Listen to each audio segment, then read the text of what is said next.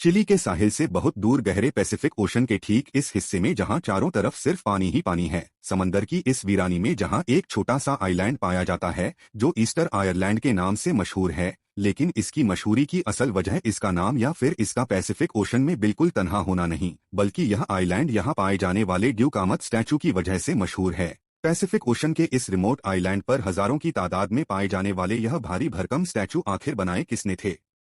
क्या वह किसी और दुनिया से आए एलियंस थे या फिर हम जैसे इंसान? स्टोरी टीवी के वीडियोस में आपका एक बार फिर से स्वागत है। यह बात है यह 22 की, यानी आज से करीब 300 साल पहले, जब एक यूरोपियन एक्सप्लोरर जैकोब रोको भी अपनी बोट में तैरते तैरते गलती से इस आइलैंड पर आ पहुंचा था। उसने क्या देखा कि इस आइलैंड पर पत्थर से बने कुछ स्टैचू समंदर को पीठ देकर खड़े हैं। देखने में यह स्टैचू किसी देवी की तरह लगते थे, जिनको बड़ी महारत से पत्थर को तराशकर बनाया गया था। जैकोब को यह मंजर काफी हैरान करने लगा और तभी उसने इस आइलैंड को मजीद एक्सप्लोर करना शुरू किया। पता चला कि पूरा आइलैंड सिर्फ चंद स्टैचू से नहीं, बल्कि कई 100 स्टैचू से भरा पड़ा है, जिनमें से कुछ खड़े हैं तो कई जमीन पर गिरे हुए भी दिखाई दिए। जिस दिन यह एक्सप्लोरर इस आइलैंड पर आया था वह दिन ईस्टर संडे का था। इसी वजह से इसका नाम ईस्टर आइलैंड रख दिया गया। उस दौर में इस आइलैंड पर सिर्फ गिने चुने लोग रहते थे और ये लोग इस आइलैंड को रापा नुई के नाम से पुकारते थे। लेकिन इन स्टैचू को किसने, क्यों और कब बनाया, यह उन गिने चुने लोगों को भी मालूम नहीं था। बस उस दिन से लेकर यहाँ आर्कियोलॉजिस्ट और एक्सपर्ट्स के आने का सिलसिला शुरू हो गया। कुछ लोग यह मिस्टीरियस आइलैंड सिर्फ देखने जाते थे तो कई इनके पीछे छुपे राज से पर्दा उठाने की कोशिश में लगे रहते।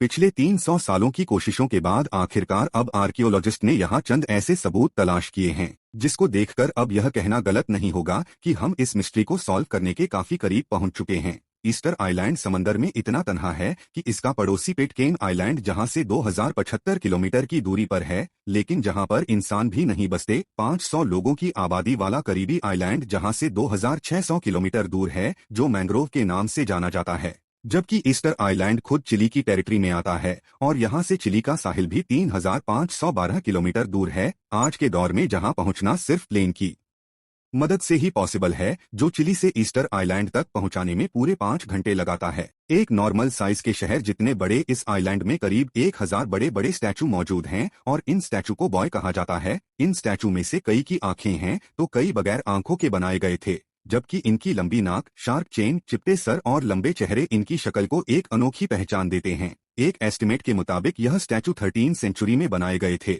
यानी आज से करीब 700 साल पहले। कई स्टैचू अपनी बॉडी समेत आइलैंड के बॉर्डर पर शान से खड़े हैं तो कई के सिर्फ चेहरे जमीन पर पड़े देखे जाते हैं। लेकिन 2012 में एक्सकम्वेशन के दौरान एक हैरतअंगेज हकीकत से पर्दा उठा। पता चला कि सिर्फ इनके चेहरे ही नहीं बल्कि इनकी पूरी बॉडी भी है, जिसको जमीन के अंदर दफन किया गया था। इनमें से सबसे लंबे स्टैचू की हाइट 33 फीट, यानी इसकी हाइट एक पैसेंजर बस की लंबाई जितनी ही है, जबकि इसका वजन 90,000 केजी बताया जाता है, जिसको उठाना तो दूर की बात, इसको हिलाने के लिए भी 500 लोगों की जरूरत पड़ सकती है।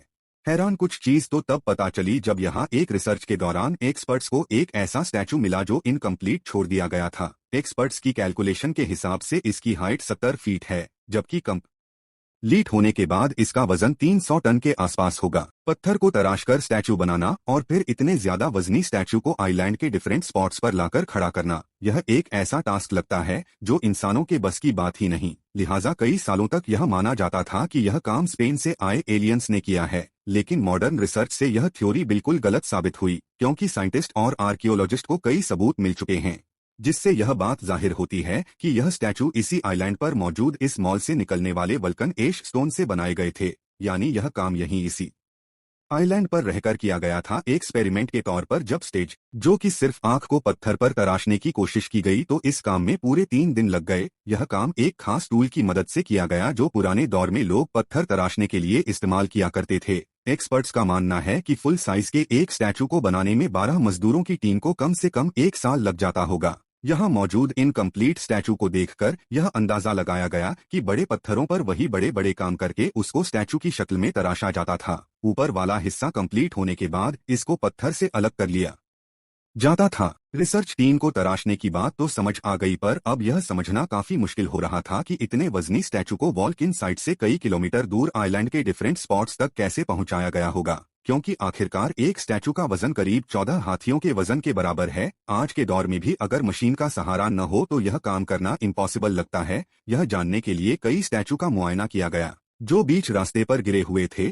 और इन सारे गिरे हुए स्टैचू में एक चीज कॉमन थी। जो स्टैचू किसी स्लोप पर गिरे हुए देखे गए वह मुंह के बल गिरे हुए थे, जबकि पीठ के बल गिरे हुए स्टैचू चढ़ाई पर पाए गए। यह देखकर साफ जाहिर होता है कि जब यह स्टैचू ट्रांसपोर्ट किए जा रहे थे तब ये स्टैंडिंग पोजीशन में थे और ट्रांसपोर्ट के दौरान ही यह गिरकर टूट गए। एक्सपर्ट्स का मानना है कि स्टैचू को रस्सियों से पकड़कर बैलेंस किया जाता था और फिर इसको आहिस्ता आहिस्ता चलाया जाता था। जी हाँ, स्टैचू को चलाकर आइलैंड के डिफरेंट लोकेशंस तक पहुंचाया जाता था। इस बात को प्रूव करने के लिए कंक्रीट की मदद से एक स्टैचू बनाया गया और इसकी तीनों साइड्स पर रस्सियां बांधकर इसको बैलेंस किया गया। एक खास एंगल पर स्टैचू को झुकाने के बाद एक साइड से जब इसको खींचा गया तो स्टैचू हैरतअंगेज तौर पर आगे बढ़ने लगा। इसी तरीके से स्टैचू को 50 फीट के डिस्टेंस तक मूव किया गया, जिससे यह बात तो साबित हो गई कि ईस्टर आइलैंड पर रहने वाले लोग स्टैचू को इसी तरीके से मूव किया करते थे। लेकिन एक आखिरी मिस्ट्री को सॉल्व करना अभी भी बाकी था कि ये लोग कौन थे जिन्होंने 1000 स्टैचू बनाए, और यहाँ आखिर ऐसा हुआ क्या था कि यह लोग इनकम्प्लीट स्टैचू ही छोड़ गए। एक स्टडी में बताया गया कि रापा नुई या ईस्टर आइलैंड पर किसी दौर में 17,500 लोग रहते थे।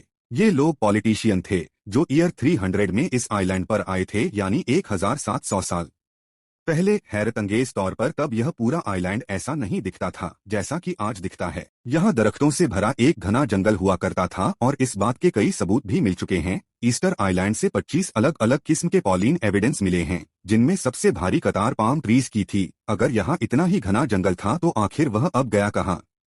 रिसर्चर्स का ख्याल है कि जहां बड़े पैमाने पर डिफॉरेस्टेशन की गई थी, ऐसा समझा जाता है कि पाम ट्रीज का यह जंगल यहां आने वाले लोगों के किसी काम का नहीं था, क्योंकि वह लोग फार्मर्स थे। उनको एक ऐसी जमीन रिक्वायर्ड थी जहां पर वह खेती बाड़ी कर सकें और जहां उनको स्टैचू को मूव करने में आसानी थी। इसी वजह से शायद उन्होंने अपने हाथों से इस जंगल को खत्म किया था। बड़े पैमाने पर डिफॉरेस्ट की वजह से माहौल का पूरा इकोसिस्टम खराब हो जाता है, लेकिन यह अफेक्ट आहिस्ता आहिस्ता किसी स्लो पॉइजन की तरह जाहिर होता है, और यहाँ भी कुछ ऐसा ही होगा। शुरुआत में तो उनको कुछ पता नहीं चला, लेकिन वक्त के चलते यहाँ की जमीन बिल्कुल बंजर हो गई, जिसकी वजह से आइलैंड पर रहने वाले लोगों के लिए खाना कम पड़ने लगा और फिर आखिरकार यहाँ ये लोग आपस में ही लड़ पड़े। आइलैंड से कई इंसानी हड्डियों और स्केलेटन भी मिले हैं जिन पर चोटों के निशान मौजूद हैं। यह इस बात का सबूत है कि यहाँ सिविल वॉर हुई थी जिसमें ज्यादातर कवातीन को निशाना बनाया गया था। ईस्टर्न आइलैंड पर कवातीन की तादाद कम पड़ जाने की वजह से यहाँ की पॉपुलेशन आहिस्ता आहिस्ता कम हो गई और आखिरकार एक वक्त ऐसा आया कि बच जाने वाले लोग यहाँ से माइग्रेट करके कहीं और चले गए। आज यह island UNESCO world heritage site का हिस्सा है, जहाँ पर इन जायंट स्टोन स्टैचू को देखकर यकीन नहीं होता कि वाकई यह इंसानों ने ही बनाई थी। इन स्टैचू को रिलीजियस पर्पस के लिए बनाया गया था या फिर इनका कोई और ही मकसद था? इस बारे में कई रिसर्चर्स की अपनी अपनी थ्योरीज हैं, लेकिन आपको क्या लगता है इस बारे में मुझे कमेंट करके जरूर बताएं। उम्मीद है स्टोरी टीवी की यह वीडियो भी आप लोग भरपूर लाइक और शेयर करेंगे। आप लोगों के प्यार भरे कमेंट्स का बेहद शुक्रिया। मिलते हैं अगली शानदार वीडियो में।